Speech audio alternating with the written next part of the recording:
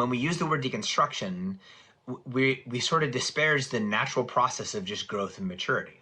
And it seems like I've done something like extraordinary by changing my mind about how the world is. And the reality is that's not extraordinary at all. That's everybody. Literally everyone goes through that. It's simply maturity. It's simply the change of one's mind. When we use a word like deconstruction to describe that, we create this elitist space in which I have deconstructed and other people have not. And now there's this line between me, emotionally and socially, between me and other people.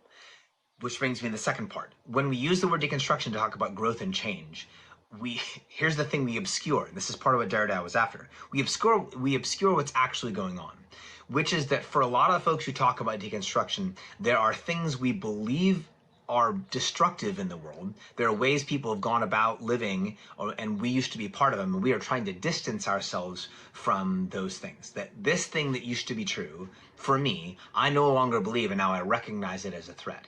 And when I talk about deconstruction, once I've said I've deconstructed, I'm creating this elitist barrier between myself and my past self, which I think is problematic. I'm creating this elitist barrier between myself and other people who disagree with me or live the way I used to live, which leads to the next piece.